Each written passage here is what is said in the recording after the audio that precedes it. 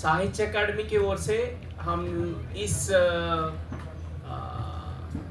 भारतीय कला महोत्सव के अंतर्गत कुछ कार्यक्रम हम लोग आयोजन करना चाहते हैं और उसके अंतर्गत आज साहित्य अकादमी की श्रृंखला के अंतर्गत एक कार्यक्रम है फेस टू फेस, आमने सामने।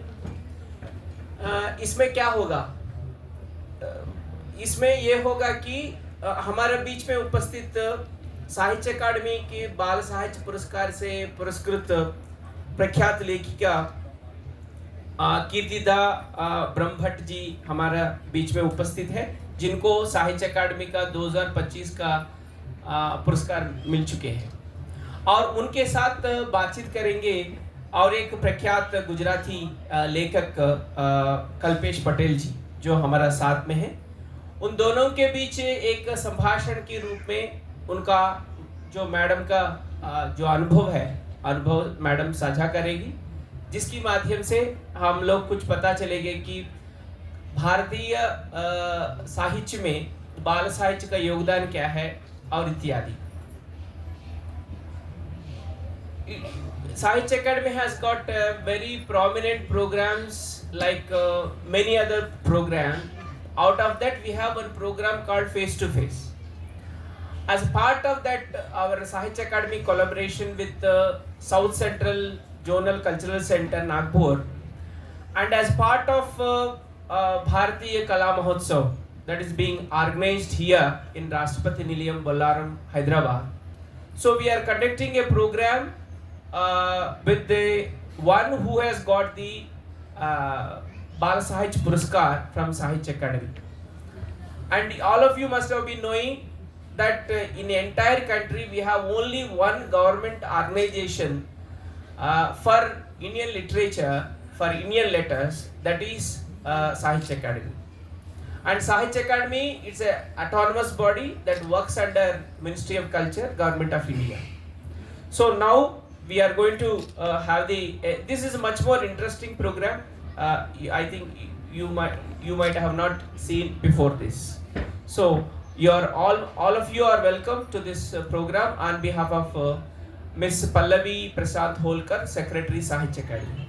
So once again, I welcome both Kirtida ma'am and Patel Saab to this program, and I request Kalpesh Patel ji to kindly start the proceedings as we do every time. Thank you, Kalpesh ji.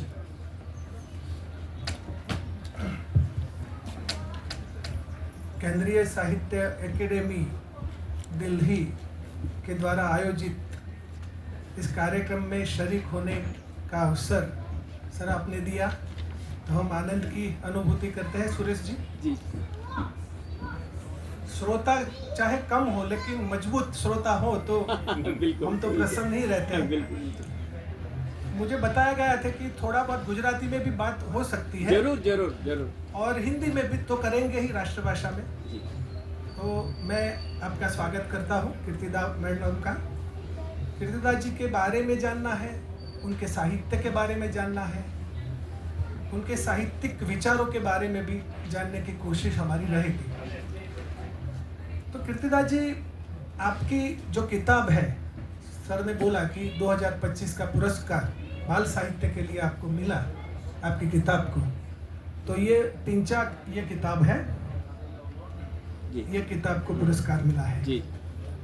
ये दिखने में छोटी किताब है, कम pages वाली, लेकिन दमदार साहित्य इसमें है, इसलिए ही एकेडमी ने चुना होगा, वो तो स्वाभाविक है। तो कीर्तिदा जी, कैसी अनुभूति कर रहे हैं आप, जैसे कि केंद्रीय साहित्य एकेडमी आपको पुरस्कृत करती है, भारतीय साहित्य एकेडमी जो सबसे बड़ी एकेडमी है, तो कैसा अनुभव आपका रहा? वैसे किसी भी काम की सराहना अच्छी ही लगती है, तो केंद्रीय साहित्य अकादमी ने मेरे इस पुस्तक को 2025 के बाल साहित्य में पुरस्कृत किया है, तो मैं खुशी का अनुभव कर रही हूँ। बहुत अच्छे।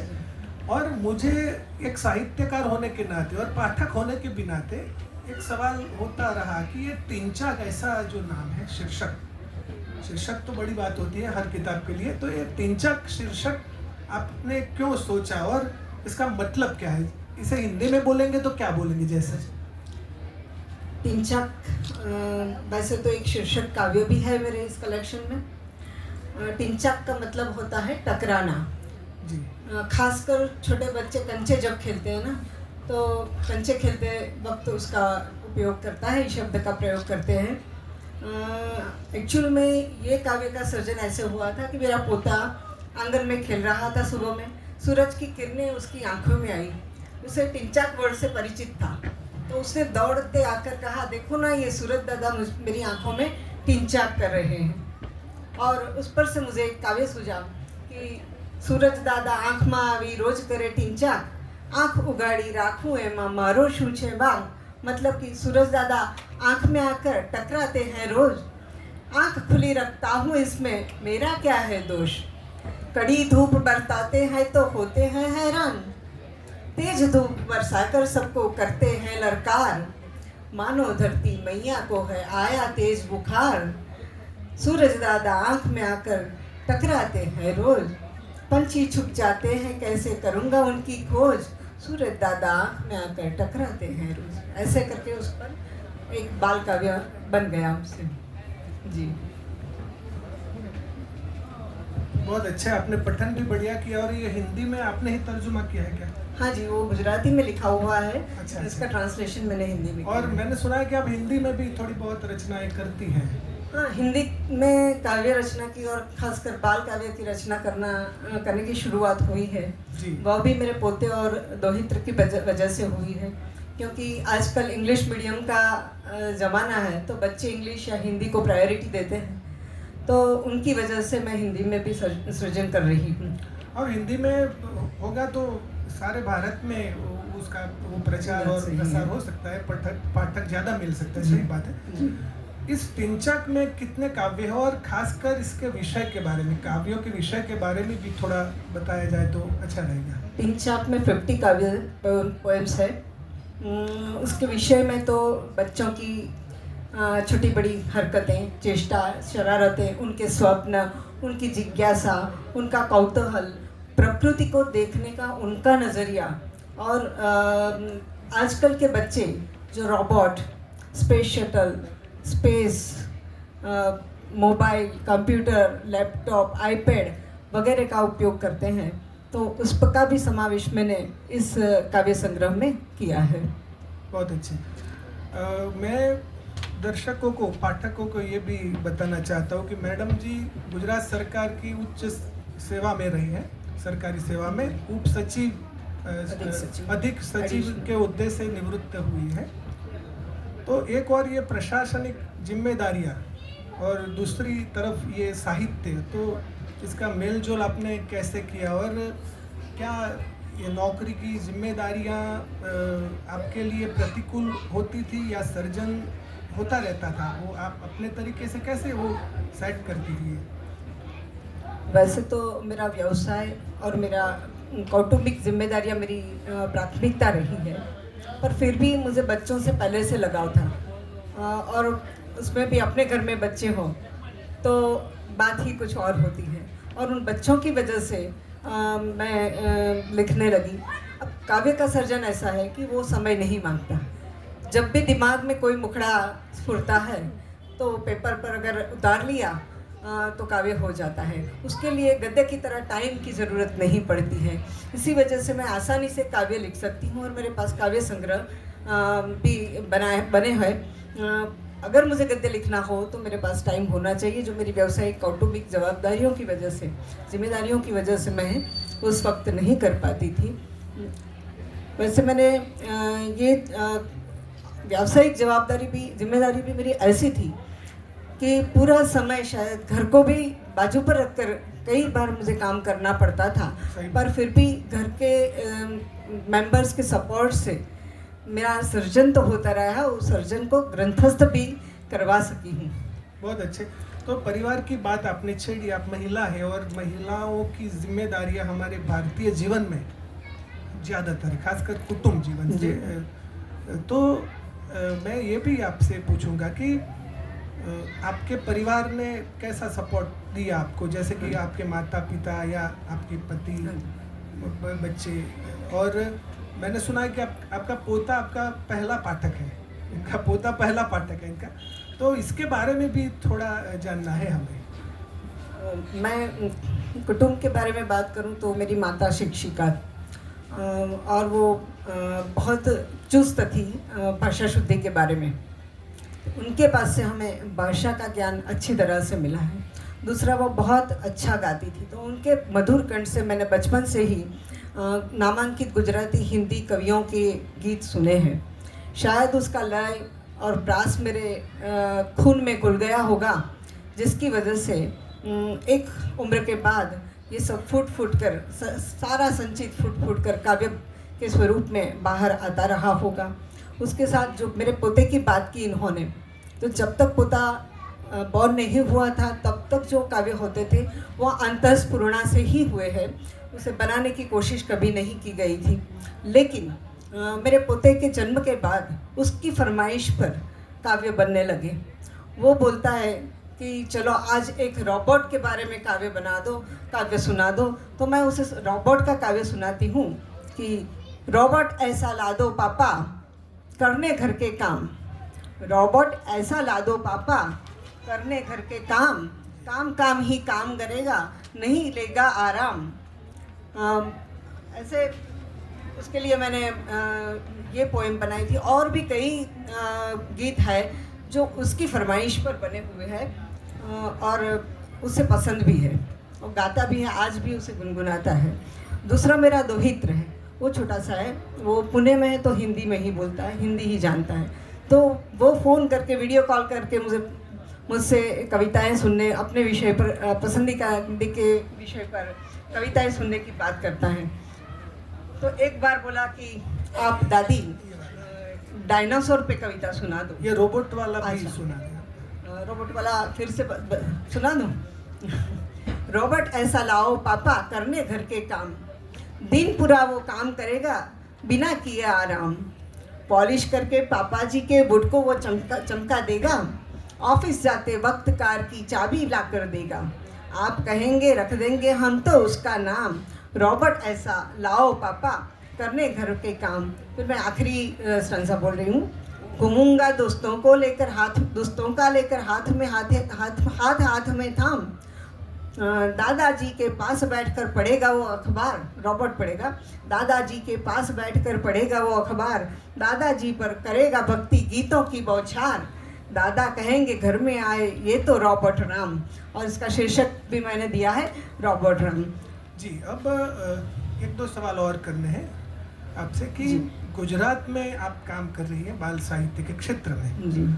तो गुजरात में बाल साहित्य के बारे में, बाल साहित्य के लिए काम करने वाली संस्थाएं और जो साहित्यकार हैं, प्रमुख साहित्यकार, उनसे भी थोड़ा हमारा परिचय हो जाए।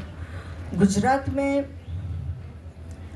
वैसे बाल साहित्य तो शायद आदि भक्त कवि नरसिंह मेहता से शुरू हुआ है, पर वो भक्ति स्वरूप में ही था। उनका एक, मुझे आपने, मैं बीच में आपको ये कर रहा हूँ कि उनका एक बहुत फेमस काव्य है, जड़ कमड़ छांडी जाने बाड़ा, स्वामी हमारो जाग से तने मार से, वही ना। तो वो एक बाल काव्य ही है ना। हाँ, वो एक बच्चों के लिए, कृष्ण की बात है, बचपन की बात है कृष्ण की, और बच्चों को काफी पसंद आती है। तो टेक्स्ट बुक में भी ज्यादातर ये कहानी, ये काव्य पढ़ाया गया है और बहुत अच्छा कथा काव्य है ये। जी जी जी। वैसे दलपत राम जी ने भी लिखे हैं, पर बच्चों को पढ़ाई साहित्य के माध्यम से करवाने की ठान ली थी गिजुभाई बधिका ने। वैसे वकालत कर रहे थे, लेकिन 1920 में उन्होंने शिक्षण क्षेत्र में पदार्पण किया। बच्चों को कहानियाँ सुना के, अच्छे अच्छे गीत सुना के उनकी पढ़ाई और संस्कार देने की कोशिश उन्होंने की, जो आज भी जारी है दक्षिणामूर्ति नामक एक संस्था के जरिए। और गिजुभाई बधिका के बाद यही परंपरा नाना भाई भट्ट ने भी आगे बढ़ाई है। वो बहुत बड़ा नाम है। रामायणना पात्रों અને महाभारतना पात्रों ऐसी किताबें उन्होंने किशोर किशोरियों के लिए लिखी थी, और वो शिक्षा में भी उपकारक होती थी। सही बात है जी। और दूसरे नाम भी बताइए हमें। सर जी, गिजुभाई बधिका जो है, हमारी जो NEP 2020 आई अभी उसमें उनके विचारों को काफ़ी वो उनका उपयोग हुआ है। तो वो बेज वाले हैं हमारे, वो प्राथमिक शिक्षा से बात करें तो बहुत काम किया उन्होंने। एक बात ये भी महत्वपूर्ण है कि सेंट्रल गवर्नमेंट ने गिजुभाई बधेका चेयर के नाम के से ग्रांट देकर चिल्ड्रन यूनिवर्सिटी को इसके अंतर्गत प्रवृत्ति करने का भी मौका दिया है, और ये हमारे गुजरात के लिए गर्व की बात है। गिजुभाई बधेका के बाद भी शायद चिल्ड्रन लिटरेचर प्रकाश में आया होगा, तब तक अलग कोई चिल्ड्रन लिटरेचर जैसा नहीं था। विधा पे काम कम होता था शायद। 1958 में कवि श्री दलपत राम ने बच्चों की पढ़ाई को लेकर होप वाचनमाला का संपादन के कार्य में अपना योगदान दिया। दलपत राम जी ने खुद ने भी काव्य और कहानियाँ लिखी है। उसके बाद तो जीवराम जोशी बड़ा नाम वो बहुत बड़ा नाम है। उन्होंने मियाँ फुसकी, छक्को मक्को जैसे रमूजी बाल वार्ताओं के कई संग्रह दिए हैं। वैसे ही हरिप्रसाद व्यास ने बकोर पटेल नाम के संग्रहों के जरिए बच्चों को प्राणी जगत की कहानियाँ ह्यूमन बीइंग के साथ जोड़कर बताई है, और वो भी बड़ी रोचक कहानियाँ हैं। विद्यमान सर्जकों की थोड़ी बात करें। जी, विद्यमान सर्जक में यशवंत मेहता जी हैं जी। शायद साहित्य अकादमी के पहले पुरस्कृत बाल साहित्यकार हैं जी। वो साहित्य लिखते तो है ही, साथ साथ बाल साहित्य की सेवा भी करते हैं, उसकी चिंता भी करते हैं। यशवंत मेहता जी ने बाल साहित्य अकादमी चलाते हैं, जिसकी हर फरवरी मास में एक बैठक होती है, जहां बाल साहित्य के बारे में चर्चा भी होती है। उनके साथ जुड़े हैं डॉक्टर श्रद्धाबेन त्रिवेदी। उन्होंने तो PhD ही बाल साहित्य में किया है, और वह भी अच्छे से बाल कथाएं लिखती है, और उन्होंने संपादन भी बहुत काव्यों का, लौरी का आदि का किया हुआ है। साथ में एक हंदराज बलवानी जी है। जी जी। वो गुजराती, हिंदी, सिंधी, इंग्लिश चारों भाषा में उनका प्रभुत्व है, और मौलिक लेखन कार्य भी करते हैं ट्रांसलेशन के साथ साथ। तो ये हमारे गुजरात के आज के गर्व है, गौरव शिखर है। बहुत अच्छे। आप अब मुझे इस बात को ही जोड़ना है कि एक सर्जक की हैसियत से आप गुजरात के किन किन सर्जकों से प्रभावित रही, और भारत के किन किन सर्जकों ने आपको प्रभावित किया उनके साहित्य के तहत? गुजरात में मैंने कहा, गुजराती में मेरी माता जी मुझे गीत सुनाया करती थी। उमाशंकर जोशी के, सुंदरम जी के, नरसिंह मेहता के पद भी वो गाया करती थी, और उनका प्रभाव मुझ पर रहा है। झवेरचंद मेघाणी के गीत जो महदंश शौर्य गाथाएँ थी, और इमोशनल गीत भी उनके काफ़ी सारे हैं जो मेरे दिल में आज भी घर कर गए हैं। उनके अलावा भी हिंदी साहित्य में मैथिली शरण गुप्त जी है, महादेवी वर्मा जी है, उन सब का प्रभाव मुझ पर रहा है, और शायद उन सब के आशीर्वाद से या उन सब के प्रभाव से मैं आज कुछ कर रही हूँ, ऐसा मैं मानती हूँ। थोड़ी बात हमें ऐसी करनी है कि आप जब सर्जन करती है, एक पर्सनल एक सर्जक किस तरह से काम करता है मुझे जानना है। तो सर्जन के पहले आपकी स्थिति कैसी होती है, और सर्जन के दरमियान कैसी होती है, और उसके बाद में कैसा अनुभव आप करती है? वैसे काव्य का सर्जन ऐसा है कि पहले से कभी कुछ सोचा नहीं करते जी। वो कहीं ना कहीं से कभी भी हुई अनुभूति काव्य के मुखड़े के रूप में अवतरित होती है। तो उसके लिए मुझे पहले कोई कोशिश नहीं करनी पड़ती है, पर जब मुखड़ा आता है और उसे मैंने कागज़ पर, या आप तो मोबाइल है तो मोबाइल में नहीं लिया, तो फिर वो छूट जाता है। वो एक वो क्या कहते हैं, खरते तारे जैसा होता है, उल्का जैसा होता है कि दिखा तो दिखाई दिया, नहीं तो चला गया। कविता का भी यही है। पर लिखने के बाद मैं उसे निष्ठापूर्वक पढ़ती हूँ, लय में है, प्रास में है, कोई शब्द अनुचित तो उसमें नहीं आ गया है, और उसे फाइनल करती हूँ। जब बच्चों के बारे में लिखती हूँ तो मेरी कविताओं की पहली श्रोता और विवेचक मेरी छोटी बच्ची रही है। जब भी कोई भी सर्जन होता मैं उसे सुनाती थी, उसे अगर पसंद आता है तो उसे मैं अपना प्रमाण मानती थी कि नहीं ये सही गीत है। और आज मेरा पोता और मेरा दोहित्र वही काम कर रहे बड़े हैं। वाले विवेचक माने या न माने, हाँ, बच्चे मेरे सही विवेचक मैं मानती हूँ। बहुत अच्छे, बढ़िया। जैसे कि बाल साहित्य की बात होती है सर जी, तो इसमें मेरा पर्सनली ऐसा मानना है कि बाल साहित्य शब्द काफ़ी व्यापक हो जाता है। उसमें एकदम छोटे वाले बच्चे, इनसे थोड़े बड़े किशोर किशोरियाँ, तो आप इसे अलग करके कैसे देखती है कि जैसा कि आपका सर्जन है, इनमें जो कृतियाँ हैं वे किशोर किशोरिया के लिए ज़्यादा है या छोटे बच्चे के लिए भी आप लिखती है, एकदम छोटे बच्चों के लिए? तो वो एक पड़कार भी है ना सर्जक के लिए, तो आप इस मसले को कैसे देखती हैं? हाँ, वैसे शिशु काव्य चुटकुले की तरह होने चाहिए, बच्चे आसानी से समझ सकें, उनके पास जो वोकेबुलरी है उसी में वो फिट बैठने चाहिए और बच्चे आसानी से उसे गाकर उसका आनंद उठा सकें, क्योंकि बाल साहित्य सर्जन की प्राथमिकता है बच्चों को आनंद देना।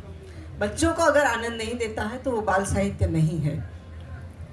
तो मैं जब ये सर्जन के बारे में सोचती हूँ और ये जो भेद बताना चाहती हूँ, तो शिशु काव्य बिल्कुल छोटे 8 साल तक के बच्चे जो पढ़ना मैं सीख रहे हैं, उन बच्चों के लिए सर्जन करना है तो बहुत आसान भाषा में, बहुत छोटी पंक्तियाँ, छोटे छोटे वाक्यों से कहानी बनाकर करना चाहिए।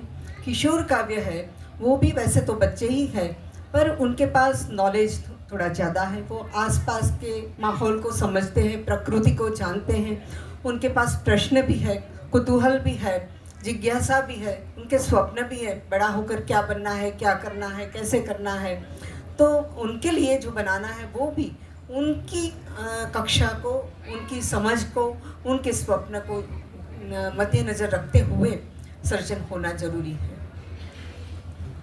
बहुत अच्छी तरीके से आपने बात रखी है कि भाई सर्जक के सामने जो जिम्मेदारी है वह यह है कि वो शिशु के लिए लिख रहा है या बड़े बच्चों के लिए लिख रहा है, और वह किस तरह से लिखे।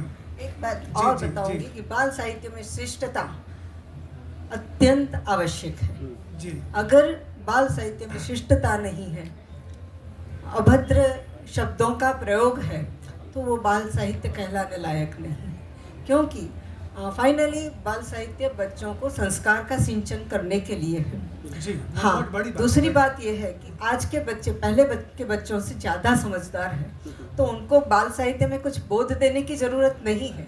वो अपने आप कहानी सुनकर, गीत पढ़कर कुछ न कुछ समझ लेते हैं, स्वीकारते हैं। तो अगर उनका घड़तर करना है तो उन्हें ऐसी कहानियाँ सुनानी ज़रूरी है जो उसकी समझ में आए और खुद उसमें से बोध ले सकें। बहुत अच्छे।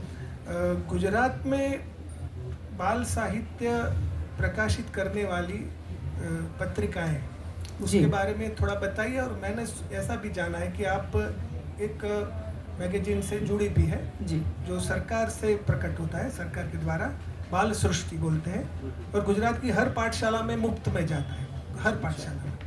तो उसकी आप संपादिका रही है, तो वो मुझे ये भी जानना है कि वो किस तरह से उसमें जो कृतियाँ आती हैं उसका मूल्यांकन आप कैसे करते हैं आप लोग, और कैसे उसमें सुधार भी हो सकता है, और आप जो भी गतिविधियाँ करती हैं उसके बारे में बताइए।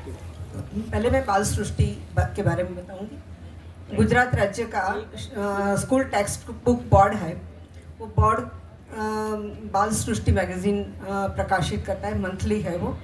उसमें बच्चों के पेंटिंग्स, बच्चों की कृतियों को भी समाविष्ट करते हैं। प्राथमिकता देते हैं बच्चों की कृतियों के सर्जन को और शिक्षकों के सर्जन को। होता है शिक्षक और बच्चे की कृतियाँ में थोड़ी बहुत वीकनेस भी हो, पर उसे हम हमारी तरफ से सुधार के शिक्षकों की जो कृति है उनमें शिक्षक की अनुमति लेकर उसे समाविष्ट करते हैं, और बच्चों की कृतियाँ भी ऐसे ही हम फेरफार के साथ, सुधार के साथ प्रकाशित करते हैं, ताकि बच्चे को समझ में आए कि उसने जो लिखा है ये बात ऐसे ही लिखनी चाहिए। वो जो कहना चाहता है उसमें हम कहीं पर भी समझौता नहीं करते हैं, लेकिन उसे अच्छे से पेश जरूर करते हैं। और बच्चों से हमें सराहना मिली है शिक्षकों से सराहना मिली है। शिक्षक फ़ोन करके कहता है कि देखो सुनो मेरे बच्चे गा रहे हैं, इस बार ये बाल सृष्टि का गीत आया है, तो वो बच्चे हमें फ़ोन पर सुनाते हैं, तब हमें बहुत खुशी होती है कि हमारा चयन अच्छा है। बहुत अच्छे। आपने जो संपादक दूसरे जो मैगजीन्स हैं, जी हाँ, उनके बारे में यशवंत मेहता जी की बात की, तो मेहता जी पहले वो एक प्रेस से जुड़े हुए थे और वहाँ से सहज बालानंद नाम का मैगजीन चला रहे थे। अब वो बंद हो गया है, तो उन्होंने खुद ने बाल आनंद करके मैगजीन चलाना शुरू किया है।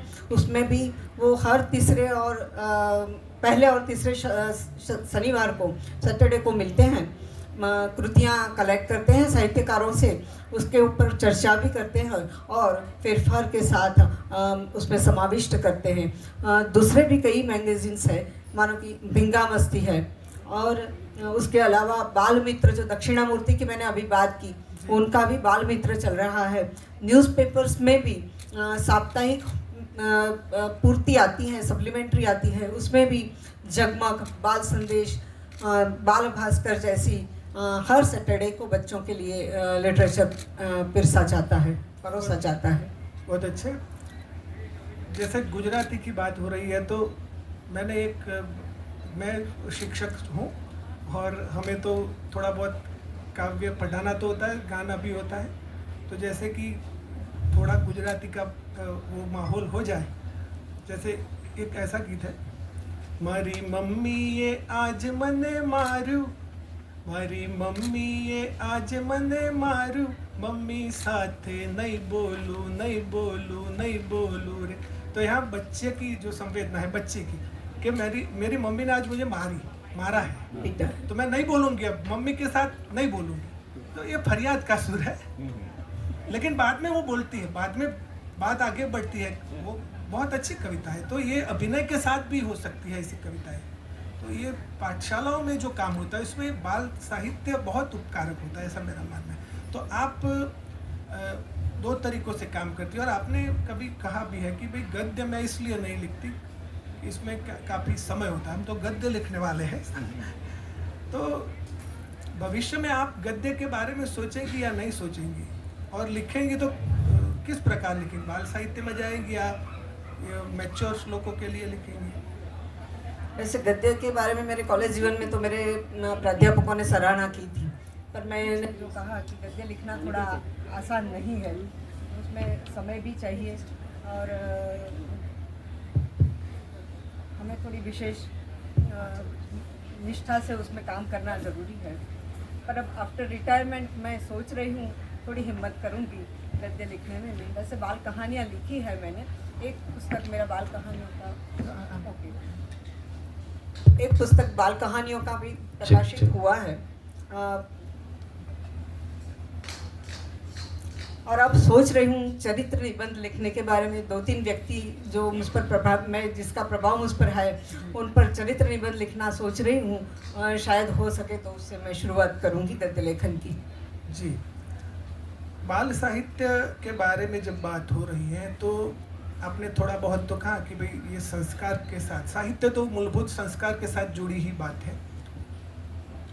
खासकर बच्चों के लिए हम जब लिख रहे हो तो उसमें कुतूहल, विस्मय, कल्पना शक्ति, जैसे कि व्यवहार में जो न दिखे ऐसा साहित्य में तो दिखेगा, फैंटेसी आएगी। तो ये सारी बातें उपयोगी तो होती है, लेकिन मेरी एक विवेचक के तौर पे कभी कभी मैं थोड़ा बहुत विवेचन कर लेता हूँ। तो जो समस्या सारे भारत के बाल साहित्य के बारे में बोल रहा हूँ कि शेर या लोमड़ी की कहानियाँ बहुत चली, ज़्यादा चली, लेकिन आज के बच्चों को देखकर बात करेंगे तो उनके लिए अब इसमें रोमांच ज़्यादा नहीं रहा, ऐसा मेरा मानना है, क्योंकि वो उनकी थॉट प्रोसेस अलग है। तो उसके बारे में क्या हो सकता है? सर्जक को किस तरीके से सोचना चाहिए? हर एक सर्जक के बारे में सवाल है मेरा ये। वैसे मैं कहूँगी कि सर्जक को अब साइंस का नॉलेज भी होना ज़रूरी हो गया है। बच्चे एलियन के बारे में कुछ सुनना चाहते हैं, चाहे वो काल्पनिक कथा ही क्यों ना हो। बच्चे स्पेस में जाना चाहते हैं, मेरा पोता कहता है मैं स्पेस में जाऊंगा, मार्स पर जाऊंगा, वहाँ पर पेड़ उगाऊंगा। तो आज उनकी जो ये कल्पना है, उन कल्पनाओं को सम्मिलित करके हम सर्जन करना जरूरी है, ताकि बच्चों के सपने बच्चे साकार करें, उस कक्षा तक पहुंच सके। तो सर्जन में बदलाव अब लाने की ज़रूरत भी है। मैं आपसे, आपकी बात से ऐसा समझा हूँ कि सर्जक को बच्चों को अच्छी तरह से देखने होंगे, उनके विचार, वो क्या सोच रहे हैं, उनकी पसंद क्या है, उनकी नापसंद क्या है। तो सर्जक को बच्चों का अभ्यास करना चाहिए। और आप मानते हैं कि बाल साहित्यकारों को बाल मानस का अभ्यास होना आवश्यक है, जरूरी है। यही बात है ना? हाँ, यही बात अनिवार्य है। अनिवार्य और है। जैसे कि हिंसा, जैसे कि ऐसी बातें जो आपने बताई, वो उसमें नहीं होनी चाहिए। जी, उसमें कल्पनाशीलता हो, उसमें खुलापन हो, उसमें ऐसा विचार ना हो कि जो संकीर्ण बनाए, मानसिकता को खुला करे, ऐसा होना चाहिए, ऐसा मैं भी मानता हूँ। जैसे कि अब एक सवाल, एक अंतिम सवाल करना है, गुजराती में बोलूँ छू। एक महिला છો તમે, મહિલા સર્જક છો, મહિલા સર્જક તરીકે તમે કેવી રીતે જુઓ છો પરિસ્થિતિને? એના લાભ શા છે મહિલા સર્જક હોવાના અને ગેરલાભ તમને શા થયા છે એ જાણવું છે। जैसे मैंने ऐसा सवाल पूछा कि महिला हो आप, तो एक महिला सर्जक को लाभ या गैरलाभ जो होते हैं इसके बारे में बताइए। महिला सर्जक होने की वजह से मुझे कोई गैरलाभ तो नहीं हुआ है, पर एक बड़ी बहन, माता होने की वजह से मुझे बच्चों से बहुत कुछ मिला है, बहुत कुछ सीखने को भी मिला है, बहुत कुछ उन्हीं की वजह से मैं सर्जन भी कर सकी हूँ। तो ये शायद महिलाओं का एक प्लस पॉइंट मैं मानती हूँ कि क्योंकि महिला जो माता है, जो वो बच्चे को जन्म से ही लोरी सुना के सुलाती है। पहले वो फोक स्वरूप में होती है, पर कुछ नया सुनाने की कोशिश में माताएं गीतकार बन जाती है, चाहे वो गीत ग्रंथस्थ हुए हो या नहीं हो। वैसे ही जब बच्चा थोड़ा सा समझदार हो जाता है तो माताएं कहानीकार भी बन जाती हैं। बच्चों को नई नई कहानियाँ, क्योंकि आज के बच्चे की तो डिमांड रहती है कि मुझे नई कहानी सुनाओ, वो पुरानी कहानियाँ सुन सुनकर थक जाता है। एक बार सुनी हुई कहानी भी दूसरी बार सुनने की तैयारी नहीं है। तो मैं माताओं को यही कहूँगी, आज तो माताएं भी काफ़ी पढ़ी लिखी होती हैं, तो आप जो नई कहानी बच्चों को सुनाते हो मोबाइल में, उसके साथ साथ उसे रिकॉर्ड भी कर लो और उसे पेपर पर ले लो, ताकि ग्रंथस्थ हो सके। और आपका बच्चा जैसे वो कहानी सुनकर खुश हुआ है, वैसे ही दूसरे बच्चों को भी लाभ मिल सके। बहुत अच्छे। महिला होने से साहित्य को लाभ हुआ है। जरूर। महिला एक साहित्यकार जन्म जाते, हर एक महिला लिख नहीं पाती, बात अलग है।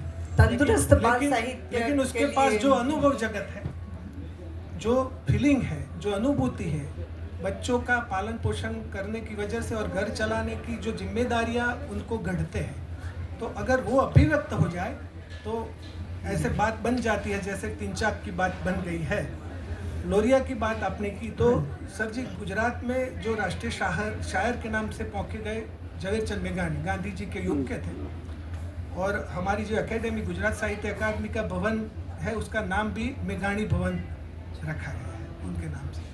तो शिवाजी की लोरी उन्होंने, शिवाजी महाराष्ट्र की, भारत की बात देखो आप, उन्होंने गुजराती में लोरी लिखी है। उसकी 2 पंक्तियां, मुझे लोभ है कि मैं कुछ गाऊं ऐसा। और बाद में जरूर बाद में आपको अच्छा गाते बाद में आपको क्या करना है कि 2 आपकी अच्छी कृतियां जो आपको अच्छी लगे, सारी अच्छी है, लेकिन आपको जो पसंद पड़ेगी ये ठीक का पठन करना है। अब मायू गेल चांदलो ने जीजाबाई ने आव्या बाळ रे, जीजाबाई ने आव्या बालुड़ा ने माते जोड़े, धड़ण डूंगरा बोले, शिवाजी ने निंदर नावे, माता जीजाबाई झूलावे। इसका मतलब ये है कि आबमा उगेल चांदलो, आप में चांद उगा है और उधर शिवाजी का जन्म हो, वो भी चांद है, ये भी चांद। शिवाजी ने निंदर नावे, बच्चा शिवाजी जो है उसको नींद नहीं आ रही, तो माता उसको झुला रही। तो इस तरह से कहानी है, सारी कहानी इस लोरी में है। राम लक्ष्मण की बात आती है, भविष्य में तुझे हाथ में भवानी लेनी है, ऐसी बात भी आती है। तो बच्चों का घड़तर इस तरह से संस्कारों से किस तरह से हो, तो साहित्यकार के द्वारा ये हो सकता है। तो धन्यवाद। और आप अब अपनी 2 कृतियाँ हमें सुनाए। मैं अपनी एक गुजराती कविता सुनाती हूँ, ये टिंचाक में ही है। इसका शीर्षक है फूल खिल्याने। फूल खिल्याने, फूल खिल्याने छुट्टी साड़म चारे कोरे चाली। फूल खिल्याने छुट्टी साड़म चारे कोरे चाली। ओल्या वायराने, हे ओल्या वायराने फुलडाए ल्यो दई दीदी एक ताली। गाता रणझण झरणाए ल्यो धरती ने पखाड़ी। गाता रणझण झरणाए ल्यो धरती ने पखाड़ी। ओल्या झाड़वाने, हे ओल्या झाड़वाने झरमर झरतो मળી गयो एक माळी। झगमग जगती आकाशे ल्यो घूमी रही एक थाળી, मतलब कि सूरज।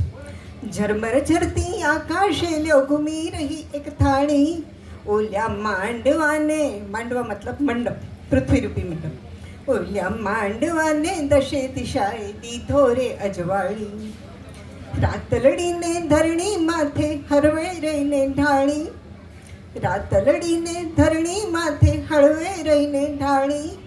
ओल्या आभलेथी, हे ओल्या आभलेथी चांदलीए ल्यो ढोळी अमृत प्याली। गडगडता वादळनी वच्चे झरती झरमर झारी। गडगडता वादळनी वच्चे झरती झरमर झारी। ओल्या डोंगराने, हे ओल्या खेतराने, खेतर मतलब खलिहान। ओल्या डोंगराने, हे ओल्या खेतराने हाक दईने दई दीदी हरियाली। फूल खिल्याने छुट्टी साड़म चारे कोरे चाली। ओल्या, अच्छा इसको समझाने की जरूरत है? नहीं, वो कविता तो जानने की वजह एंजॉय करने की चीज़ है। वो कान में जो टिंचाक होना चाहिए कान में।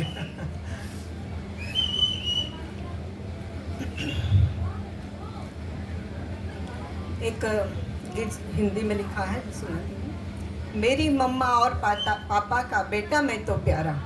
मेरी मम्मा और पापा का बेटा मैं तो प्यारा। और दादा दादी का हूँ बेटा मैं दुलारा। मम्मा मुझसे रोज़ खेलती, अच्छे भोजन रोज़ खिलाती।